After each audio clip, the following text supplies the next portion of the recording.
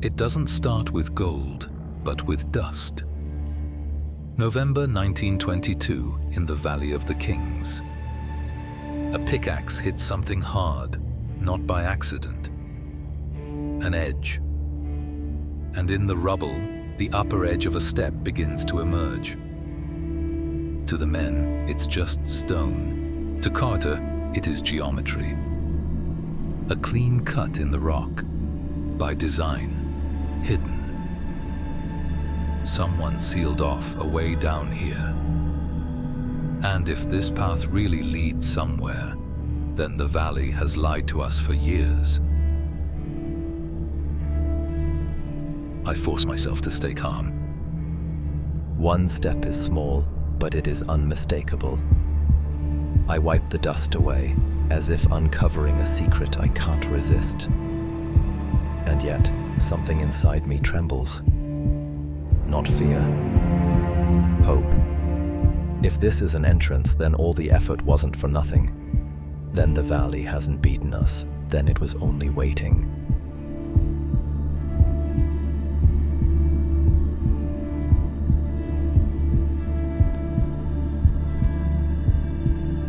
The name that is hovering over this story belongs to a very young boy, Tutankhamun. He reigns in the 18th dynasty after the turmoil of the Amarna period. And even his name is a signal. Tutankhaten is being changed into Tutankhamun. It is a return to Amun. It is a return to order. But he dies young, far too young. And when time is short, you improvise. When improvising, something vanishes in the shadows. And shadows in the valley sometimes mean a grave that no one finds anymore.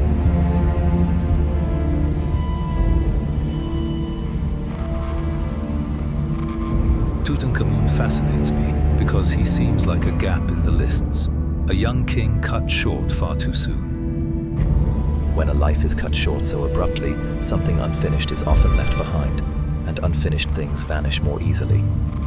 Under rubble, under paths, under the footprints of other kings. I see his name and I don't think of legends. I think of mistakes, of something that was overlooked. And if it was overlooked, then it can be found. You just have to be more persistent than time.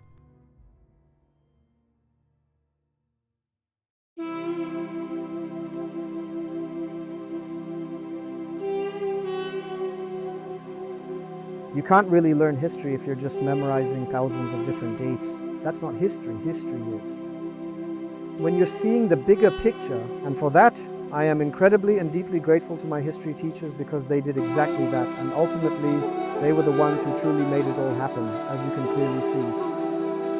That my interest in history kept on growing, and that I ended up studying history later on. So I really do owe those ladies a big thank you.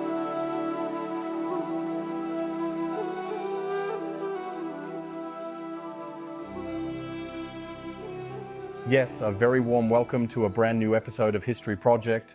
We are here in Cologne today and we have a truly special exhibition, Tutankhamun. And joining us here today is Ms. Monch, who can tell us a few words about the exhibition. So, how long is the exhibition running and what are we seeing here? The exhibition is expected to run until March 8th of this year. What we have here are lots and lots of replicas, including a replica of the famous death mask of Tutankhamun. We also have a short film where we explain a bit about how Howard Carter discovered the tomb back then, an immersive room with large-scale projections. I don't want to give too much away. That would be a bit much right now, but it is definitely very impressive. Like I said, we have so many depictions, so many reconstructions, and plenty of gold plating. So beautifully recreated to look just like it did back then or how it was found. We have replicas of the treasury just as it was found back then. So everything is very big, very impressive, very gold. I hope that you like it. We've already been in and we're showing you that in this episode. I'm really blown away, you guys. I think Mr. Cater, who discovered this burial chamber, was, I honestly cannot even begin to put it into words, totally euphoric. It's really great. You should definitely head to Cologne, check out this exhibition, and we really hope you enjoy this episode. And thanks to Ms. Munch. Sure. Bye.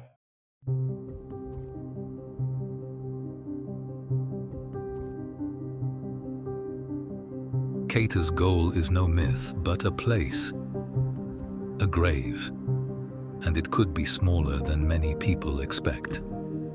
KV-62 is no palace in the rock. It is quite compact, and that is exactly what makes it dangerous, easy to cover up. Then there are early clues. Objects from KV-54 bear the name of Tutankhamun, traces saying that he is right here. But absolutely nobody knows where. To many, they are fragments. For Carter, it is a pattern, and patterns are what lead the way. I imagine a funeral that comes too soon. Hands that must secure the ritual, even though time is short. When years later his name turns up on burial remains, it is just like a fingerprint to me. A sign that somewhere a space exists that hasn't yet told what it knows. And I feel it inside me like a pressure. If I don't find this space, it stays silent. Forever.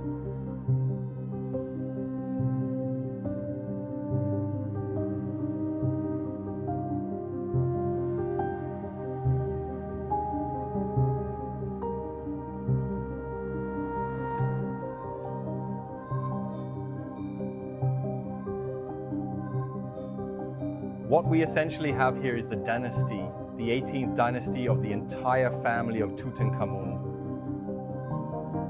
Tutankhamun became king at the age of 9, meaning pharaoh, and then he passed away when he was only 18 years of age. The Valley of the Kings is no quiet museum. It's a construction site across millennia. Debris is dumped, paths are laid, workers' huts spring up. That is how an entrance can vanish, without anyone actually planning it.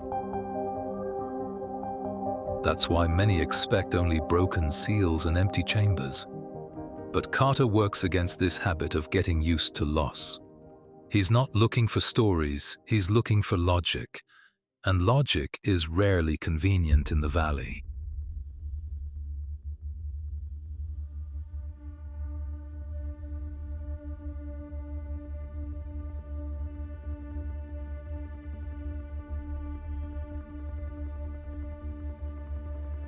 Exhausted is a word people use when they want rest. I don't want any rest. I want certainty. When a name like Tutankhamun turns up as a lead, it's unfinished business. And I'm not here to ignore unfinished business just because it would be more convenient. I am here to settle the debt, with hard work, with time, with everything that I have got. Before you were able to read hieroglyphs, you had to know something quite fundamental. You need a text that you already understand in order to even be able to crack an unknown script altogether. That's exactly what the Rosetta Stone from Rashid provided in 1799. The same decree is written there in 3 scripts: hieroglyphs, Demotic, and Greek. People could read the Greek, so they compared it line by line. Young did some important groundwork. And in 1822, Champollion revealed the decisive key. Hieroglyphs are also a phonetic script. All of a sudden, these symbols were transformed into the spoken word. Then, in 1912, a sentence is being uttered that sounds just like a very serious final verdict.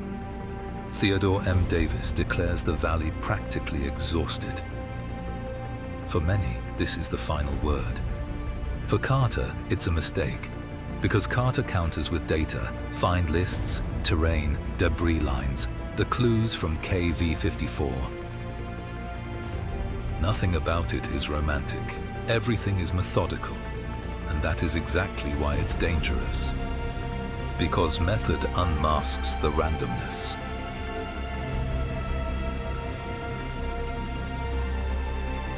I read the valley like a construction site. Where do they dump rubble? Where do they build huts, and what vanishes beneath? The surface is just a lid. The logic underneath is what counts. If I'm right, one single exposed stone is enough to justify years. And if I'm not right, then all I'm left with is the sound of my own stubbornness.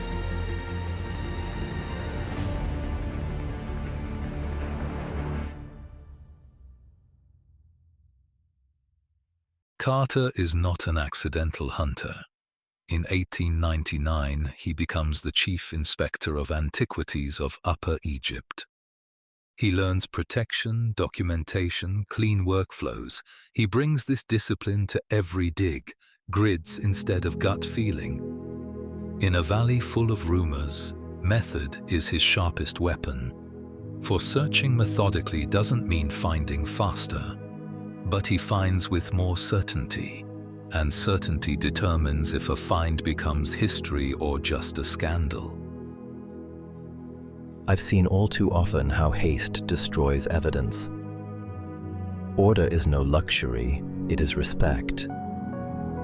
When I search in a way that the find survives, not just in the light, but in the notes, the plans, the photos.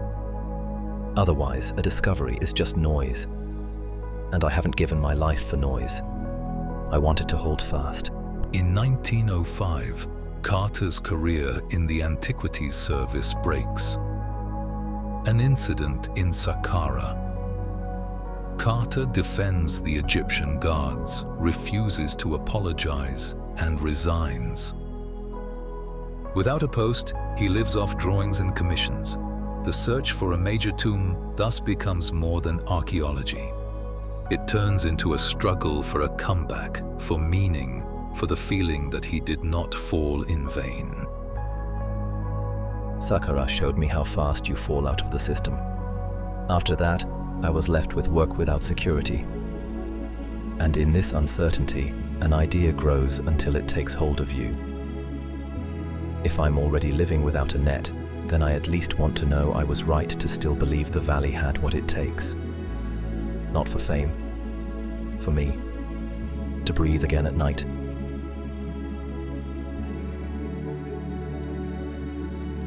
Then comes Carnarvon. Money, influence, patience on trial. Carter brings experience and grit. Their partnership is necessary and strained. Every winter takes its toll. Every season demands results. Behind every single decision, there is an invisible countdown. Without funding, the search ends, no matter how close you are. And closeness in the valley is truly deceptive. You can be meters away, and yet still years off the mark. Carnarvon thinks in results, I think in meters. He pays for dust and silence, and I feel his pressure in every look. Still, I need him because you can't dig without money. We're not a romantic duo. We are a fragile construction, and it only holds if I deliver. So I deliver. Or I am going to break.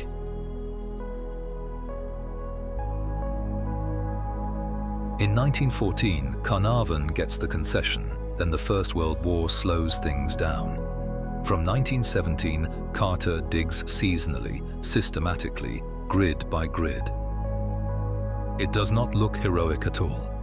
It looks like real work, baskets, rubble, and survey points. But that's exactly how you find the flaw in the field that everyone else missed. A major discovery often doesn't start with a shout, but with a line in the dust. Stagnation in war was like a knot in your head.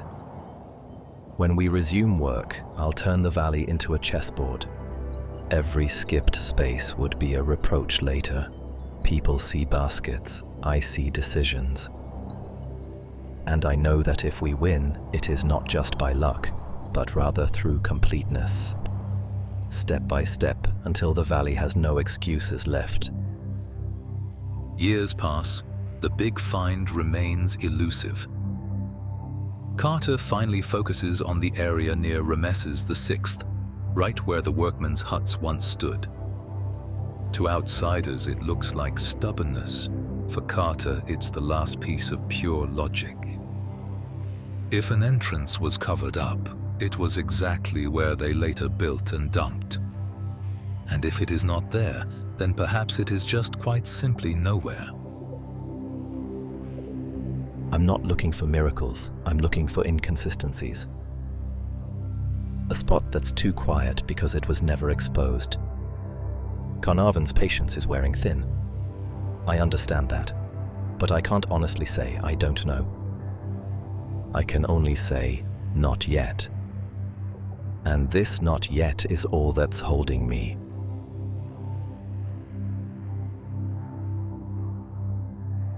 June 1922. Carnarvon wants to quit. Carter asks for one last season, and he does get it. Every single decision is now critical. Success or the end. No next year. Simply no more excuses. Hope and fear are suddenly in every shovel stroke, and that's exactly what makes the next search dangerous. Not because of the sand, but because of the people. When I ask for the final season, it sounds like a confession in my head. If I fail now, all that's left is doubt. So I force myself to check every path once more. I don't want to believe, I want to know. And knowledge takes work, not dreams. It also costs something else. Pride. Because I have to admit how much I need it. November 1st, 1922. The final season begins. Carter bets everything on the area beneath the workers' huts. The start is unspectacular, but the logic is solid. If an entrance was overlooked, it's there. Then, after days, the ground changes. Familiar, a step. And suddenly, theory becomes reality. I keep my instructions brief so that no one reads into my tone. Then the ground changes. Not much, just a different resistance. I kneel down and I can see the line of a step. My body wants to cheer, but my head tells me, first secure, first measure, first check everything. Because if I lose myself now, I lose everything.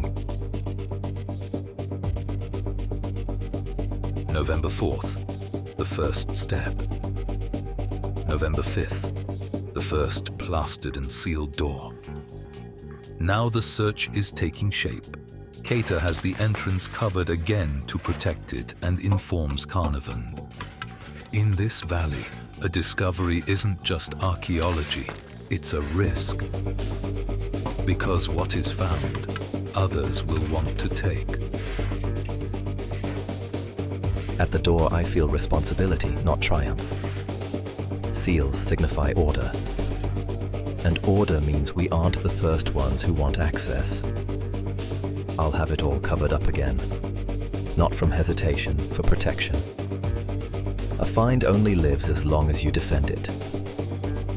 And I am ready to defend it, against people, against time, against my own self. Carter sends off a telegram to Carnarvon. A truly wonderful discovery, seals intact, covered back over until your arrival. So the waiting begins, and waiting is dangerous here since rumors fly faster than shovels. Carter must guard the secret as if his entire life's work depends on it, because it really does. I'll keep the telegram short and sharp. Too many words would be a risk. After that, the valley feels different, as if someone had lit a lantern. I know if this gets out, people will come who don't want to protect anything. So every day until arrival becomes a test. And I will pass this test because I have to. November 23rd, Carnarvon arrives in Luxor. November 24th, the seals reveal the name Nebkheperur, the throne name of Tutankhamun. Confirmation and a shock at the same time, because there are signs that the seal was damaged in ancient times. Joy turns into deep doubt, either untouched or looted. A name that promises everything and a crack that threatens it all. Nebkheperuri. Tutankhamun. For a moment, the whole world fits into this name. Then I see the old damage to the seal and my joy turns sharp. Please, not empty. Please, not destroyed. I see. The next step decides more than a find. It decides my years, it decides my life. Behind the first door lies a passage filled with rubble. 2 days of clearing, basket by basket. Then the second plastered door appears. Seals again, the name again. The final seal before what would later change the world. But part one ends right here, before the opening, before the first look. And in this silence, the question grows that you just can't shake off. What lies behind it? In front of the second door, I can't cheer anymore. I can only breathe. I raise my hand and hold it in the air. If we open it now, there's no turning back. Only consequences. I lower my hand, not out of fear, but because I know the story behind it belongs in the next part. And you will want to see it, because only now begins what the valley has hidden for such a long time.